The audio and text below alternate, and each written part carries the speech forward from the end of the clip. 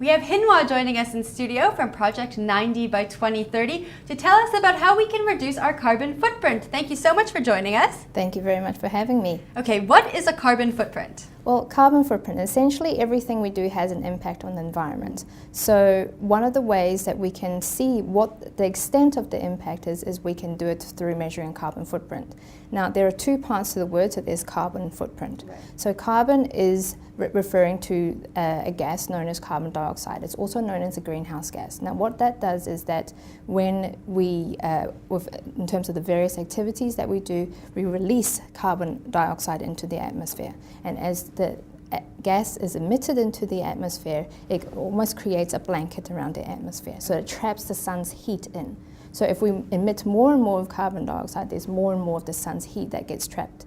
So it warms the planet. So it's what is an effect known as global warming. Right. So what happens with global warming is actually changes how our climate systems work, hence the term climate change. So it would change things like rainfall patterns, it would change the natural occurrences of natural disasters or floods and droughts and so forth. So that affects where people live, what crops can be grown. So it has a multitude of effects. So we actually don't want this to be happening. Right. So it's so just to go back to, so that's what the carbon dioxide actually does. Okay. So the carbon dioxide refers to the gas, and the footprint is the size or the extent of your impact. So essentially your carbon footprint is how your actions is impacting, or how much your actions is releasing carbon dioxide into the atmosphere. So how much you contribute to the exactly. layer. Yes. Okay, so it's very important for us to actually try and reduce yes, and there are lots of ways to do that also, and it's just a matter of finding them and understanding how the world works and how we're connected to the environment. So we're not working in isolation. So you typing on the computer is not it does have an impact on the environment. It's just that it may not be visible, but it's definitely there. So what are your top 5 tips for people who are looking to reduce their carbon footprint and kind of contribute to lessening this layer that we have over the earth? Okay, so one of the things I really enjoy is to travel or to commute with a colleague to and from work or to meetings together. So we would either take the train or to carpool. So that's a great way to reduce your carbon footprint. So you're going together and you have a more enjoyable ride. Yes, because you can have a chat. Yeah, and the journey is definitely a lot shorter and more pleasant. Yes. So that's a great way to do it. Another great way to reduce your carbon footprint is to look at if there is an alternative way to attend your meetings. So if you're doing for your home, I'm sure a lot of people already have these systems, but putting in a teleconferencing kit for your home, like whether it's with video camera and also with a good microphone and a decent internet connection. That's very important because it does go on and off. Yes. And then that saves you time being sitting in traffic and waiting around at the airport, getting to and from the airport. So there's a lot of good things. Right. Obviously, there's value in the face-to-face meetings as we're having now. But if there are some meetings that are quite brief, that you don't want to schlep your way to a place, and it saves you time, and you're not as it doesn't feel as hectic. You're not as harassed at the end of the day. And we have the technology, so why not? Exactly, but do invest in a good camera, good microphone, and a proper internet connection. Okay, great. So that's 2. What's number 3? Number 3 is to ask questions about where your food comes from. Is it locally produced? Is it in season?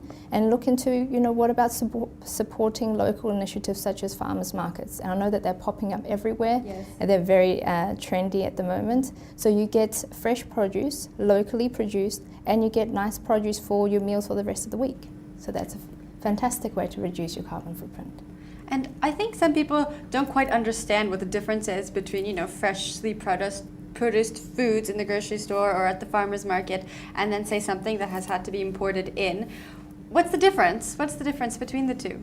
In terms of imported goods or locally produced? Well, I think it's great in terms of locally produced goods. You're supporting the farmer, especially at a proper farmer's market. You actually get to meet the farmer, so you get that personal connection. The imported goods, for me, it's you get food from all season round. Yeah. So even when it's not tomato season, you might be getting tomatoes, or it's not grape season, you're getting grapes. So while it's great, but then we live in a system that there's a time when grapes don't grow here. Right. There's a time when oranges don't grow here.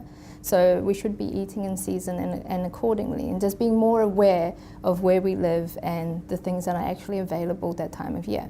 So that was 3, and now what about number 4? Number 4, so speaking of food and produce, what about producing your own electricity? So they're readily available on the market, solar and wind and biogas technologies, just to name a few, that you can install in your home and your office and so forth, and that's a great way to reduce your carbon footprint. So you're generating your own electricity, so you're not dependent. So if the electricity goes out, you can still flick on that switch because you're being powered by the sun. Oh, that's great. That's fantastic. It's very exciting. And where can people find out more about the different kind of energy-saving contraptions they can use to produce their own electricity?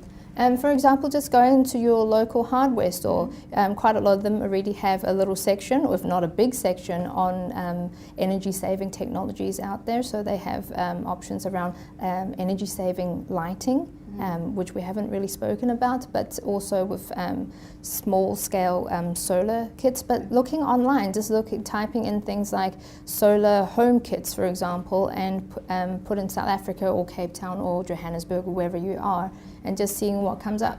That's very exciting. Exactly, and speaking to your friends, or friends and family, and maybe they've already started investigating this. So, yeah. That's awesome. And number 5? Number 5 is to speak to your family and friends and encourage more and more people to look at how they could do things a bit differently, and see, there are ways to maintain your lifestyle without compromising your lifestyle, and enjoy the sun, enjoy the wind, and have local produce, and look after the environment at the same time.